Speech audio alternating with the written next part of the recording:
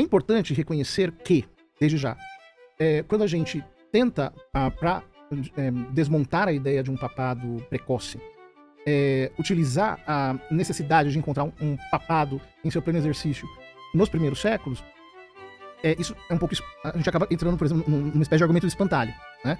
E aí fica fácil, porque se eu preciso encontrar um primaz universal e com plena jurisdição sobre toda a igreja no primeiro século, isso é materialmente impossível. Sepulturas cristãs, ele vai citar Suetônio, ele vai citar alguns outros elementos arqueológicos e históricos, onde ele vai dizer que não faz sentido essa ideia de Pedro ter estado, por exemplo, em Roma, e, portanto, a ideia de um primado de Pedro, a ideia do Papa e tudo, embora o padre tenha destacado muito bem na sua fala, e é importante frisar que isso estava incipiente, não estava plenamente desenvolvido, mas era incipiente, e nós temos que ser honestos, né? Mas a continuidade pra gente, nós vamos começar com o primado petrino.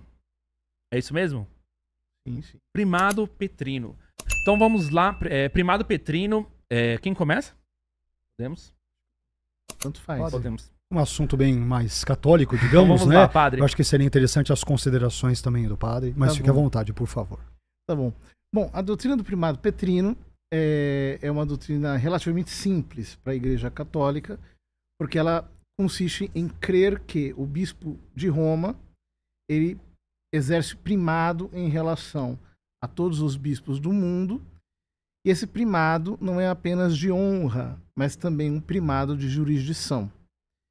E que no seu exercício ele é assistido pela graça divina, a fim de que possa definir a fé católica quando existe uma controvérsia ou a necessidade de que haja uma definição. A apologética protestante em geral, não estou dizendo que é o que o senhor vai fazer, mas em geral, ela trabalha com argumentos históricos no sentido de dizer, olha, lá nos primeiros séculos nós não encontramos o papado, mas enxergando essa necessidade de encontrar um papa em exercício, quer dizer, um papa em plenos poderes. Nós somos conscientes disso, né? A doutrina do primado ela é consciente de que houve um desenvolvimento histórico, mas que embrionariamente, isso já está embutido na divina revelação, né, nas fontes bíblicas, e depois no entendimento lento da igreja, isso vai sendo cada vez mais, vai se tornando cada vez mais claro.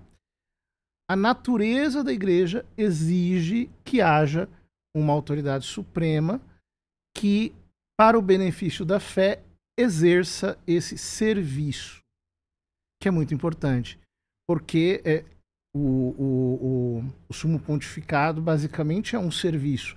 Quando o Papa se chama de servo dos servos de Deus, é porque o seu ofício existe para servir a igreja. Claro que nem sempre foi assim, claro que houve muitas situações históricas complicadas, mas o seu ofício consiste nesse serviço de confirmar a igreja na fé e também na caridade. Portanto, digamos, a teologia católica lida com a doutrina do papado, enxergando-a primariamente nos textos da Divina Revelação e, a partir da revelação bíblica e também da tradição imediata da Igreja Antiga, vai se desenviscerando da própria natureza da Igreja essa figura que, aos poucos, assume, digamos assim, essa posição. É importante reconhecer que, desde já, quando a gente tenta desmontar a ideia de um papado precoce, utilizar a necessidade de encontrar um papado em seu pleno exercício nos primeiros séculos, isso é um pouco... A gente acaba entrando, por exemplo, numa espécie de argumento de espantalho, né?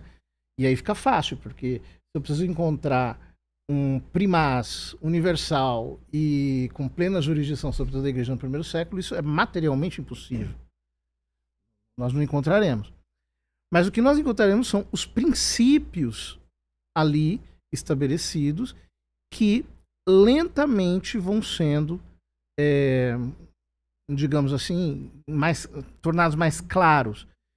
Tanto no exercício, as igrejas antigas recorriam a Roma quando havia alguma controvérsia, quanto do ponto de vista doutrinal.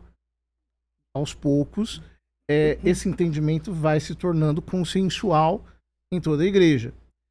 A partir do cisma do Oriente, a gente chama cisma do Oriente, mas os orientais chamam de cisma do Ocidente, né? Então, a partir desse momento, cria-se também uma dificuldade com a doutrina do primado de jurisdição de uma maneira mais acentuada. Essas dificuldades já vinham surgindo de séculos anteriores, a partir do século VI, de uma maneira mais clara, mas quando chega o século XI, então ela chega, digamos assim, ao seu máximo grau de expressão. Os orientais concordam e nunca colocaram em dificuldade a doutrina do primado de honra, mas não o primado de jurisdição. E o primado de jurisdição passa a ser, e também o de honra, passa a ser questionado 1500 anos depois por Lutero, 1500 anos depois do nascimento da igreja. Perfeito. Vamos lá? Pode ir, cara. Ok. É importante nós frisarmos desde o início, e o padre, de forma bem geral, já deixou mais ou menos claro, que nós vamos partir de perspectivas ou fundamentos, digamos que epistemológicos distintos.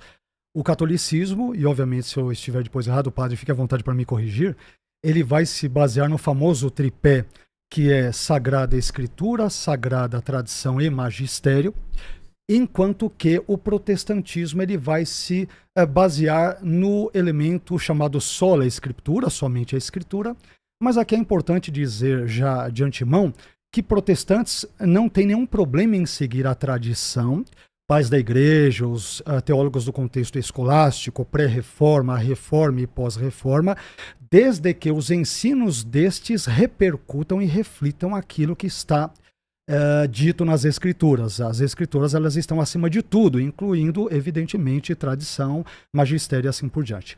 Quanto à fala do padre, mais especificamente sobre Pedro, eu gostaria de começar aqui citando um padre católico norte-americano, que eu tenho certeza que o padre conhece, os queridos amigos católicos também conhecem, que é Raymond Edward Brown, que faleceu agora em 1998, e que ele é considerado um dos maiores biblistas católicos, e que ele escreveu o seguinte sobre o apóstolo Pedro, abre aspas. Uma tradição mais antiga relata que Pedro foi o primeiro bispo de Roma. Isso parece bastante improvável, considerando o que sabemos sobre o cristianismo em Roma. E aí ele vai citar a arqueologia, citar Suetônio, ele vai citar alguns outros elementos arqueológicos e históricos, onde ele vai dizer que não faz sentido essa ideia de Pedro ter estado, por exemplo, em Roma, e, portanto, a ideia de um primado de Pedro, a ideia do Papa e tudo, embora o padre tenha destacado muito bem na sua fala, e é importante frisar que isso estava incipiente, não estava plenamente desenvolvido, mas era incipiente, e nós temos que ser honestos, né?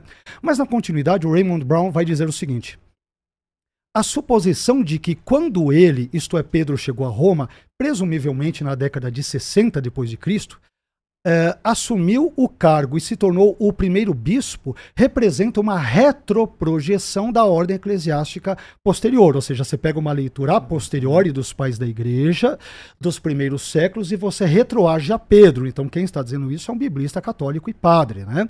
E ele vai dizer o seguinte: nossas evidências sugerem que o surgimento de um bispo único, distinto do colégio de presbíteros e bispos, ocorreu relativamente tarde na Igreja Romana, talvez somente no segundo século depois de Cristo, evidentemente, ele tem em mente aqui o final do segundo século, e ele vai dizer que líderes como Lino, Cleto e Clemente, vistos ali como primeiros bispos ou papas ou protopapas, vamos assim dizer, conhecidos da Igreja Romana primitiva, provavelmente foram presbíteros bispos proeminentes, mas não necessariamente bispos monárquicos, ou seja, não adquiriram aquela perspectiva papal que o catolicismo terá um pouco mais adiante. E aí ele vai citar outro estudioso do Papa, das questões católicas, romanas e tudo, que é Daniel William O'Connor, na obra Peter in Rome, ou seja, Pedro em Roma, uma obra de 1970. Ele vai dizer o seguinte: que Pedro tenha fundado a igreja em Roma é extremamente duvidoso, e que ele tenha servido como seu primeiro bispo, como entendemos o termo hoje,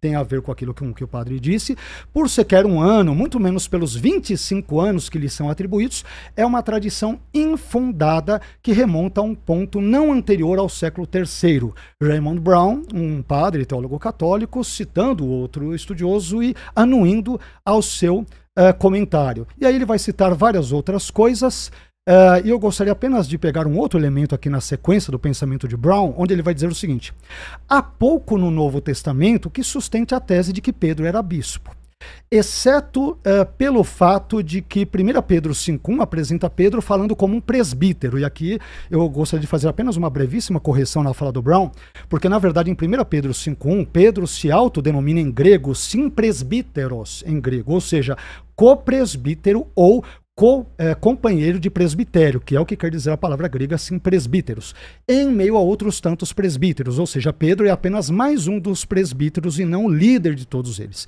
E aí o Brown vai terminar dizendo: mas isso significa presbítero bispo ou simplesmente ancião? Ou seja, não dá para sabermos o que Pedro foi. Esta última opção é possível, mesmo que os outros presbíteros a quem Pedro se dirige tenham funções episcopais. E à medida em que nós avançarmos na continuidade, eu tentarei expor mais alguns detalhes a respeito. Perfeito. Vamos lá? A primeira coisa, vamos falar do Brown. Porque o Raymond Brown, eu leio muito o Brown, o comentário dele a São João é maravilhoso. Tem tudo lá dentro, né? Absolutamente. Muito bom, muito bom. E vários livros dele são ótimos. Tudo que ele escreveu, por exemplo, sobre os escritos joaninos é maravilhoso, mas ele é um teólogo liberal. Uhum. Na verdade, ele é um exegeta. E como exegeta, ele não presume o dado da fé. Inclusive, os escritos do Raymond Brown, em muitos momentos, vão atropelar conceitos como a divina inspiração, a revelação, etc. Então, como fonte da afirmação, ela acaba não se sustentando diante das próprias crenças que nós dois compartilhamos. Porém, aqui nós precisamos fazer uma distinção.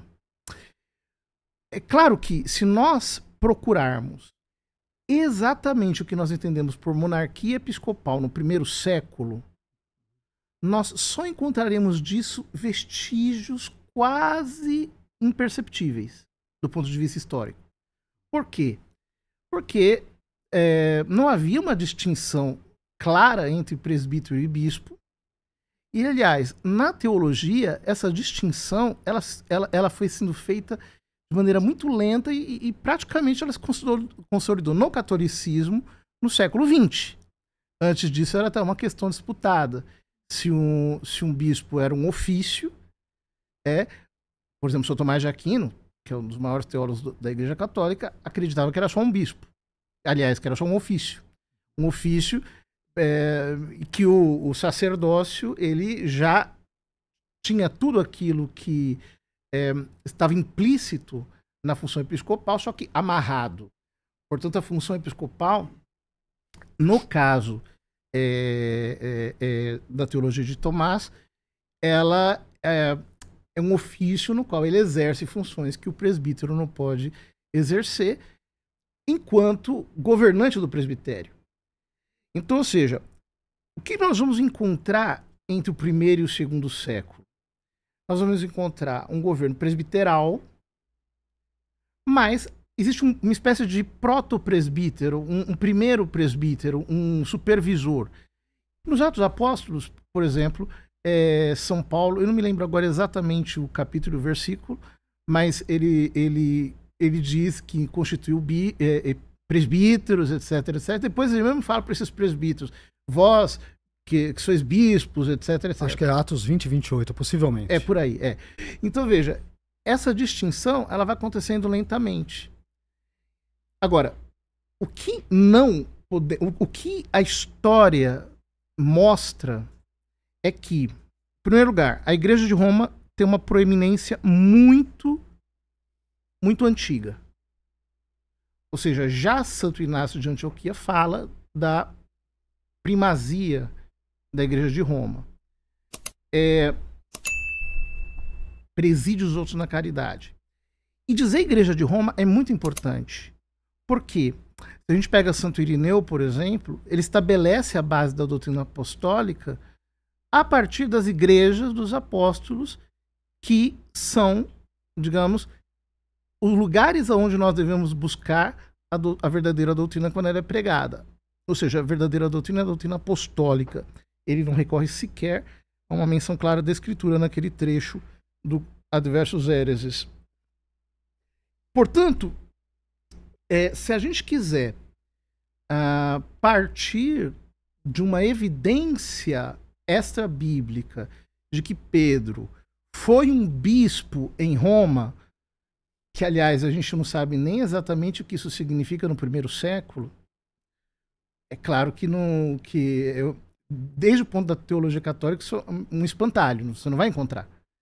O que você vai encontrar bem documentado é que já muito cedo, prematuramente até podemos dizer, nós temos o recurso à Igreja de Roma, nós temos a veneração da tumba de Pedro em Roma. Essa veneração acontece, o martírio é muito mais documentado e muito mais referido pelos escritores eclesiásticos, e que ali, de algum modo, se estabeleceu a sede primacial, e ela se torna uma igreja de referência. Isso me parece muito difícil de contestar desde a perspectiva historiográfica. Perfeito, vamos lá? Ok. Eu gostaria de começar essa parte da minha fala, padre. O senhor citou o Raymond Brown. Eu até imaginei que isso fosse acontecer, que ele era um teólogo liberal e tudo, mas a obra que eu consultei dele, veja bem, é a obra Priest and Bishop Biblical Reflections, ou seja, sacerdote e bispo, reflexões bíblicas, de Paulist Press, 1969. Essa obra do Brown, ela possui tanto o Nihil Obstat, o Nada Obsta, como o Imprimatur, que são duas declarações oficiais da Igreja Católica de que um livro ou documento está livre de erro doutrinário ou moral. Esse livro também tem. Sim, mas eu estou dizendo, há uma validação católica, e eu tomei esse cuidado de trabalhar esse ponto. Mas o senhor citou também a obra de Irineu, Adversus Hereses, né, sobre a questão de o que acontece. Irineu, entre outros, Irineu, Eusébio de Cesareia, Jerônimo menos, né, Agostinho, eles trazem listas de bispos, não é isso?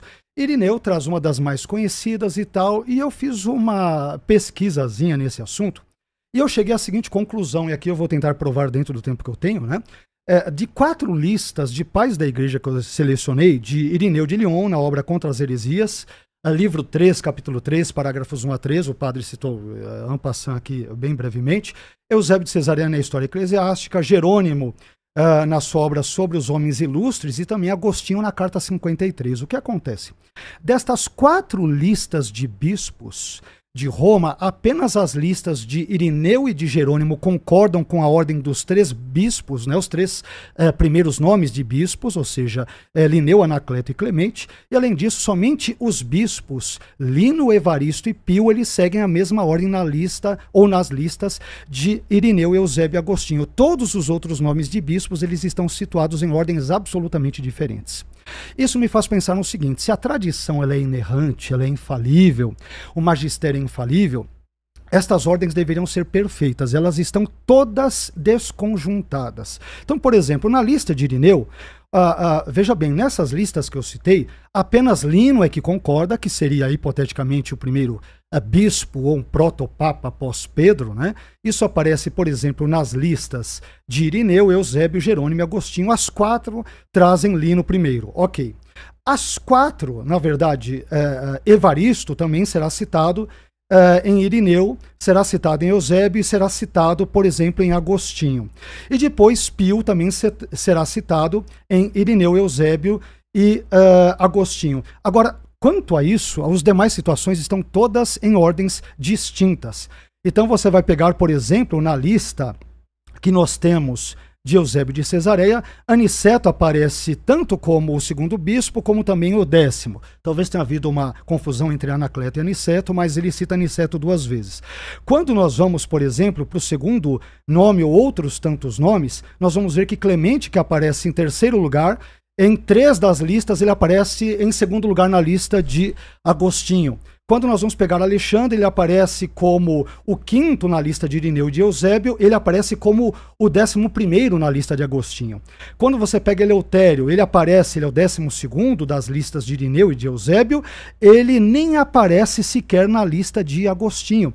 Então é interessante que Jerônimo, na obra sobre os homens ilustres, capítulo 15, você vai entender alguns detalhes interessantes. Então, segundo as listas de Irineu, Eusébio, Jerônimo e Agostinho, Lino é o segundo depois de Pedro. Mas depois você tem ordens bem distintas. A ordem da lista de Agostinho não concorda com a ordem das listas de Irineu, Eusébio e Jerônimo. Não concorda.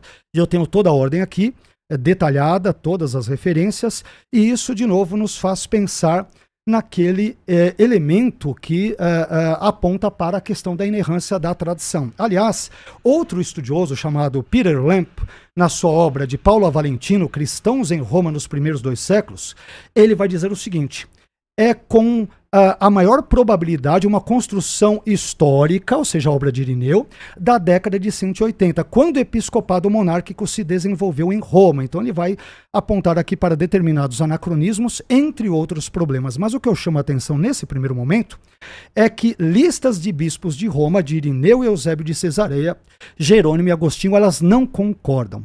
E aí, se a tradição ela tem aquele elemento da inspiração, ou ela é um prolongamento do cânon, ou ela é inspirado, é parte da revelação, ela não deveria ter esses tipos de erros, inconsistências e até mesmo contradições.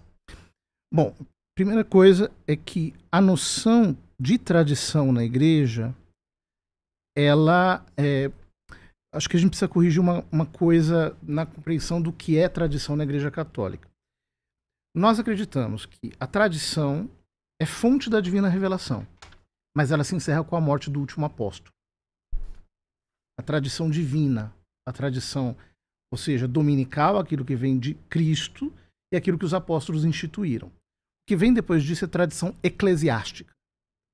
E a tradição eclesiástica não é infalível. E muito menos inerrante. A inerrância é uma das prerrogativas exclusivas da Sagrada Escritura. A tradição, sim, ela é fonte da revelação junto com a Escritura, e o magistério é apenas o intérprete disso. Ele não tem poder de redefinição desses princípios. Bom, listas dos papas. É um problema lexográfico, que nós temos, inclusive, no Novo Testamento. Há discordâncias entre os evangelistas em diversos aspectos. Todas as obras antigas têm discordância lexográfica. Mas uma discrepância, uma discordância lexográfica, neste caso, indica duas coisas. E aqui eu acho que é um argumento a meu favor. Que existe uma preocupação em determinar quem são os bispos de Roma. E se existe essa preocupação, é porque isso é importante muito cedo na vida da igreja. E é claro que vai, com os elementos que eles tinham ali naquela época, eles vão ter dificuldades mesmo em fazer a relação completa. Mas eu queria um pouquinho para a Bíblia, já que o tema é teológico, que são os textos básicos em que a Igreja Católica, digamos aqui, ela se fundamenta para falar sobre o primado de Pedro. E como esse primado não é apenas um serviço temporário, como a natureza da igreja requer isso. Isso está no texto base é Mateus capítulo 16, a partir do versículo 13, quando Cristo diz: tu és bem-aventurado és tu, Simão, filho de Jonas, porque não foi a carne e o sangue que te revelaram isso, mas meu Pai que está nos céus. Por isso eu te digo, tu és Pedro. E sobre esta pedra construirei a minha igreja, e as portas do Hades não prevalecerão contra ela. Eu te darei as chaves do reino dos céus. Tudo que ligares na terra será ligado nos céus, e tudo que desligares da terra será desligado nos céus. A menção aqui às portas do Hades Perfeito. as portas da morte. Algumas traduções, o São Jerônimo traduz como porta inferi, né? Portas do inferno. Indica a indefectibilidade da igreja, ou seja, a igreja ela vai durar até o fim do mundo. Diferentemente do que os racionalistas, os liberais, inclusive alguns muito queridos pelo Brown, por exemplo, dizem que Jesus ele fundou a igreja para durar até o fim dos tempos. Ele não estabeleceu uma espécie de uma comunidade de livres pensadores que fossem por aí levando simplesmente uma mensagem. E ele mesmo estabelece o primado. Não obstante a transferência ou a comunicação aos demais apóstolos do poder de ligar e desligar, como vai aparecer no próprio capítulo 18 de Mateus, em que Jesus também vai falar da igreja como instituição visível, localizável, etc., não apenas comunidade espiritual, a Pedro ele o dá em primeira pessoa. Ou seja, a ele. E por que a ele? Porque ele foi o primeiro a proclamar a fé teologal, a fé sobrenatural em Cristo. O texto é muito interessante porque ele faz uma espécie de enquete perguntando quem dizem os homens que ele é. E eles dão um resultado de uma enquete, João Batista, Elias e Jeremias, né? 3 profetas celibatários. Então, vendo Jesus celibatário, possivelmente tentavam encaixá-lo num desses profetas celibatários. E quando Pedro diz, tu és o Cristo, tu és o Messias, o Filho do Deus vivo, Jesus exulta. Ou seja, dentre os apóstolos, ele foi o primeiro a fazer a profissão de fé. A fé no sentido sobrenatural da palavra. E é justamente esta profissão de fé que o transforma de Simão em Pedro. Ou seja, ele é chamado por Cristo de Pedro e o próprio Cristo diz que ele é a pedra sobre a qual ele construirá a sua igreja. Esse texto é um texto que, é claro que a apologética protestante vai tentar diminuir. A apologética ortodoxa também vai tentar relativizar um pouco. Mas para nós, ele realmente é a chave para entender a doutrina do pontificado, do sumo pontificado. Sim. Perfeito. Posso falar uma coisa? Por favor. Quero pedir pro pessoal deixar o like na nossa transmissão. Claro, claro. Um conteúdo tão rico desse aqui, gente. A gente tá com uma audiência tão boa e só 400 likes, tá? Deixa o like aí pra gente. Vamos fortalecer essa live para que o algoritmo entregue para mais pessoas e a gente consiga chegar longe com esse conteúdo. E é bastante gente por uma quinta-feira friorenta como essa em São Paulo, pelo menos, né? O povo tá em casa. É verdade, é verdade. O pessoal tá lá, tranquilo. Vamos lá, pode ir. Posso prosseguir? Bom, vamos lá. O padre citou Mateus 16, 18. O contexto todo de Mateus 16, quando Jesus diz, tu és Pedro e sobre esta pedra eu edificarei a igreja. O que acontece? Os próprios pais da igreja, eles não são unânimes quanto ao significado do termo pedra em Mateus 16, 18. Então a própria parte da tradição, digamos que católica, ela não é unânime. Eu vou citar alguns exemplos. Primeiro, para Cipriano de Cartago, a pedra de Mateus 16, 18 é Pedro. Na obra Unidade da Igreja Católica, capítulo 4, ele diz, o Senhor edifica sobre ele, isto é, sobre Pedro a igreja. Ok, mas vamos ver outros depoimentos. Para Agostinho, a pedra de Mateus 16, 18, primeiro é Pedro, depois é Jesus e mais tarde pode ser qualquer um dos dois. Agostinho joga para a galera, vocês escolham, e eu vou ler o texto. Agostinho diz, em certa passagem falei a respeito do apóstolo Pedro, que sobre ele, como sobre uma pedra, foi fundada a igreja. Pulando um pouco mais adiante, mas sei que expliquei depois muitas vezes que o dito pelo Senhor, tu és Pedro, e sobre esta pedra edificarei a minha igreja, se entendesse sobre aquele que Pedro confessou ao dizer, tu és o Messias, o Filho de Deus vivo. Mais adiante ele vai dizer, e essa rocha era Cristo, a quem Pedro confessou, como é a fé de toda a igreja, e foi chamado Pedro. Mas entre as duas opiniões, o leitor escolha a mais provável. Está na obra dele, Retratações, coleção patrística, inclusive da Paulus, que é uma editora católica. Para Jerônimo, a pedra é Jesus e Pedro. Ele vai dizer, até talvez de uma forma um tanto quanto confusa, a Simão que cria em Cristo, a rocha Petra foi concedido o nome de Pedro, Petros. E de acordo com a metáfora da rocha, Petra, é dito corretamente a ele, isto é, Pedro, eu construirei a minha igreja sobre você. Então é Cristo e também é Pedro. Se você vai para Orígenes, mudou totalmente. Para Orígenes, a pedra é uma referência aos discípulos de Cristo, em geral. Então ele vai dizer, Orígenes vai dizer, e se nós também dissemos como Pedro, tu és o Cristo, o Filho do Deus vivo, nos tornamos um Pedro, e a nós pode ser dito pela palavra, tu és Pedro, etc. Porque rocha é todo discípulo de Cristo, e sobre cada rocha semelhante é edificada toda a palavra da igreja e a política de acordo com ela, pois em cada um é a igreja edificada por Deus. Ou seja, não há consenso entre os pais da igreja sobre quem na verdade seria essa pedra. Uma hora é Pedro, uma hora é Jesus, outra hora é os discípulos de Jesus, outra hora é os dois, quer dizer, as pessoas não sabem quem é, né? Mas aqui tem outro detalhe interessante.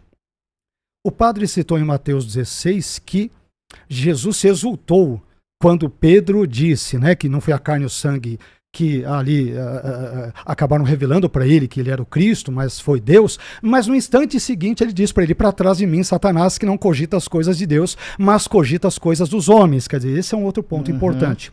Além disso, se essa questão que envolve citar Pedro em primeiro lugar e tal, se fôssemos usar essa ideia de que Pedro ele é citado muitas vezes em primeiro lugar nas listas apostólicas, ele é sempre citado em primeiro lugar, mas se fôssemos usar essa lógica, então nós também teríamos que entender que em Gálatas capítulo 2, versículo 9, Paulo vai dizer o seguinte, conhecendo Tiago, Cefas e João, Pedro é citado em segundo lugar, com o nome de Cefas, que são consideradas as colunas. Então, se o fato de Pedro ser citado primeiro lhe confere algum tipo de primazia, então poderíamos supor que, nesse contexto paulino aqui aos Gálatas, ele teria perdido a primazia e, portanto, Tiago teria se tornado primaz no lugar dele. Aliás, Tiago que tem uma preeminência quando do primeiro concílio de Jerusalém, em Atos no capítulo 15, quem dá a palavra final ali naquele contexto, e assim sucessivamente.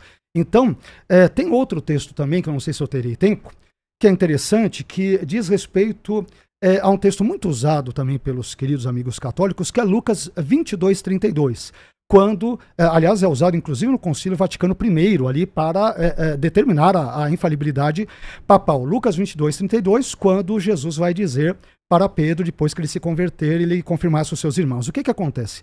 No Novo Testamento, não é apenas Pedro que é encarregado de confirmar, a palavra grega esterizo, confirmar, estabelecer, firmar ou fortalecer os irmãos na fé.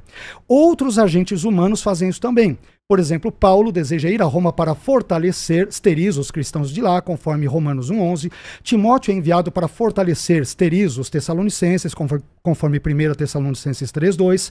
Os cristãos aos quais Tiago escreve deveriam fortalecer, esterizo, os seus corações para a vinda do Senhor, conforme Tiago 5:8.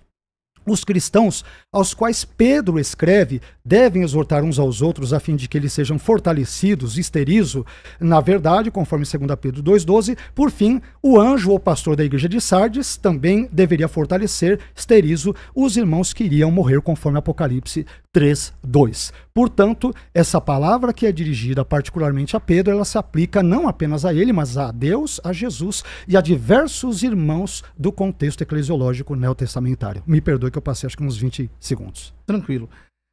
Veja, o senhor tem razão quando diz que os padres da igreja dissentem, no sentido de que existem várias interpretações, a escritura tem múltiplos sentidos, né? Também isso é doutrina de fé para todos nós. Não há um sentido exclusivo nos textos da escritura. Porém, é claro, quando Jesus diz tu és pedra, ele está utilizando uma metáfora. E toda metáfora, ela tem uma múltipla aplicação. Por exemplo, Jesus diz assim, eu sou a luz do mundo, mas depois ele diz para os discípulos, vós sois a luz do mundo. E coisas desse tipo nós vamos encontrar no Novo Testamento. A Pedro, aqui, como o senhor mencionou, a função de confirmar, que pertence a todos nós até, a ele é dado em primeira pessoa. Essa é uma das características. Em Mateus 18, Cristo vai dar o poder de desligar aos apóstolos, mas a Pedro ele integra de modo singular. É aqui, por exemplo, que se encaixa a doutrina um pouco da infalibilidade. Para a fé católica, a igreja é infalível na sua totalidade. Os fiéis também são infalíveis incredendo, quando professam a sua fé, digamos assim, a partir dos sensus fidei que a própria graça colocou no seu coração. Porém, a Pedro é dada a função, o ofício, em primeira pessoa. O próprio Donald Arthur Carson, comentando essa passagem, ele diz: não dá para dizer que pedra aqui não seja Pedro. Partindo da multiplicidade de sentidos que uma metáfora tem. Mas, sobretudo, porque aqui, no capítulo 16, Jesus diz a Pedro: eu te darei as chaves do reino dos céus. Isso diz apenas a ele, não diz a mais ninguém. E, quando nós vamos para um texto paralelo em Isaías, no capítulo 22, quando aparece a figura de Eliassim, né, que é o primeiro-ministro que substitui Sobna no Palácio Real, exatamente isso que Deus, através do profeta, diz a Eliassim: porei sobre seus ombros a chave da casa de Davi. Quando ele abrir, ninguém fechará, e quando fechar, ninguém abrirá. Hei de fixá-lo com estaca firme em lugar seguro, e ele será um trono de glória para a casa de seu pai. Ou seja, quando Jesus entrega as chaves do reino dos céus, nós podemos ver repercussões de Isaías 22 ali, quando o profeta fala do primeiro-ministro do rei como aquele que tem o poder de abrir e fechar. Portanto, Pedro é colocado aqui numa posição de primeiro-ministro sobre toda a igreja. Mas, nos textos tanto da Transfiguração, Mateus 17, Marcos 9, quanto do Getsemane, Mateus 26, Marcos 14, e tem as referências de Lucas também, nós temos Cristo que chama Pedro, Tiago e João para estarem mais próximos dele. Aqui tem uma inegável, especialmente na Transfiguração, mas também no Getsemane, porque o Getsemane é uma espécie de desfiguração que funciona como um paralelo, né? Desfiguração e transfiguração como mistério pascal, né? Com o seu aspecto da cruz e o seu aspecto da glória da ressurreição, com Êxodo 24. Quando Moisés sobe para a presença de Deus, aquela grande teofania em Êxodo 24, e estão adiante Arão, Nadab e Abiú. E depois os outros sacerdotes e, por fim, o povo. Então, nessa construção textual, a gente percebe que a menção de Pedro ali, paralelamente à de Arão, indica uma espécie de sumo sacerdócio. Justamente porque Arão era o sumo sacerdote de Israel e, portanto, ele exerce um papel importante. Para terminar, Números 27, quando Moisés entrega o pastoreio para Josué e diz para que o povo do Senhor não fique sem um pastor que o conduza. E depois, João capítulo 21, Jesus diz: Pedro apacenta as minhas ovelhas. Ou seja, na hora da passagem da Páscoa, ele faz um gesto análogo ao que Moisés fez para com Josué.